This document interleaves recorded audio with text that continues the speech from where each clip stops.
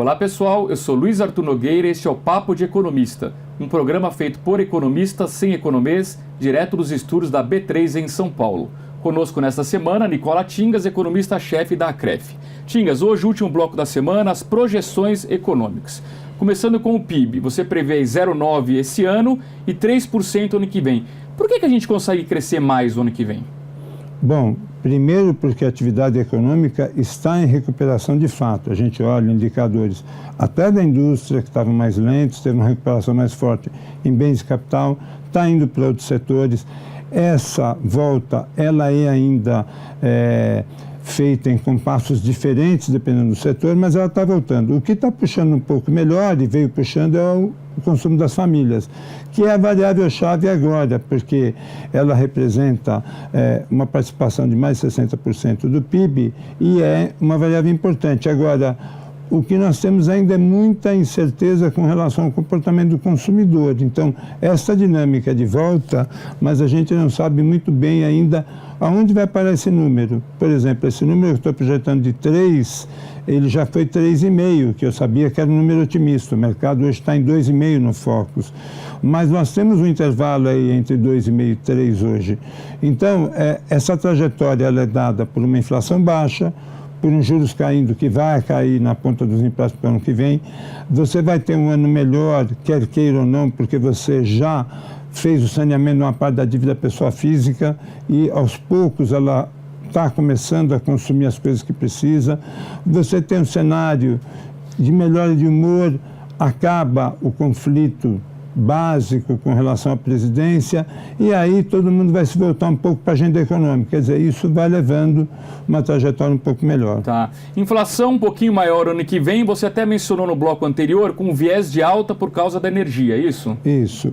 Aqui o IPCA para esse ano estava em 3, já está em 3,10, com energia 3,20. Ano que vem, eu acho que o intervalo é de 3,90 para 4,20, sendo o intervalo hoje, esperado hoje, né? Então, e aí isso também vai dimensionar um pouquinho o que vai acontecer com a trajetória do Selic, né? A Selic fecha em 7 esse ano, mas vamos esperar até sair o relatório do Banco Central e ver a postura do Banco Central, mas com essa inflação, com a questão de energia e tudo, e com esse cenário um pouco mais incerto lá fora, pode ser que o Banco Central não chegue aos 6,75 no começo do ano. Pare no 7 mesmo. Pare no 7. Então, estamos aí nos próximos dias para tentar avaliar, eu acho, o próprio Banco Central, se esse viés de parar no 7 aumenta. Parece que está aumentando neste momento. Perfeito. E o dólar sobe um pouquinho desse ano para o ano que vem, mas nada explosivo, é isso? Pois é, mas era para ser um cenário de valorização do real. Nesse era para estar para baixo, era para ser o contrário. Era para estar 3,05. Tem componente eleitoral nesse 3,40, você acha? Então, mas eu acho que antes de falar do ano que vem, não precisamos falar por que mudou isso aqui.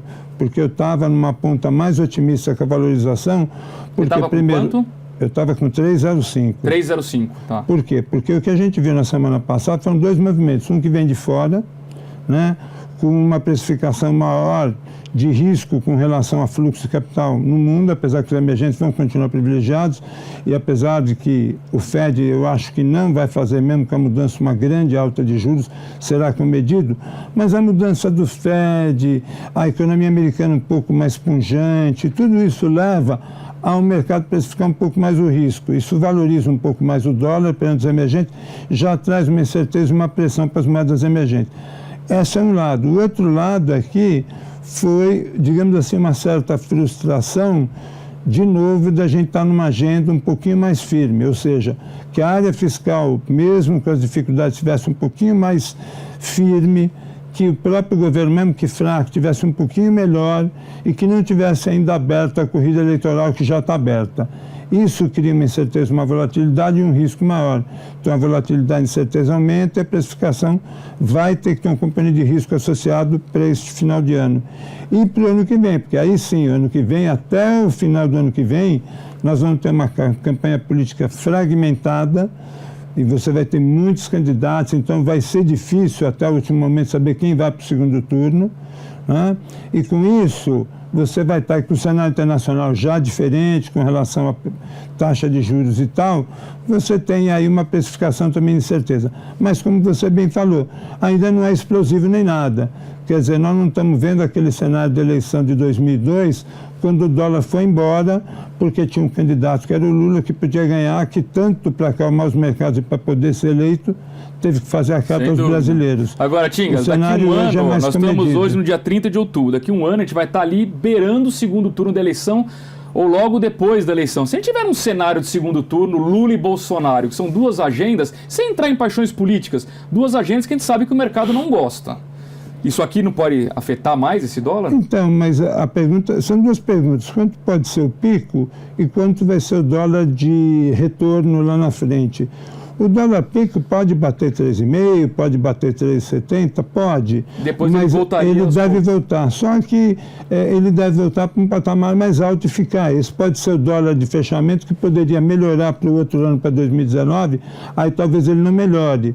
Tá. Aí ele fique mais pressionado. Então, vai depender muito lá na frente desse processo. Perfeito. Nicola Tingas, economista-chefe da CREF. Nicola, por favor, Tingas, aqui, coloque um visto aqui nas suas projeções. A ideia é que o Tingas volte daqui um ano, não para a gente ver o que ele acertou, o que ele errou, mas sim o que aconteceu no Brasil e no mundo que afetou para cima ou para baixo as projeções. Certo, Tingas? Certo. Obrigado pela presença. Obrigado a você. A você um grande abraço, obrigado pela audiência e até semana que vem aqui com o Papo de Economista. Um grande abraço e até lá.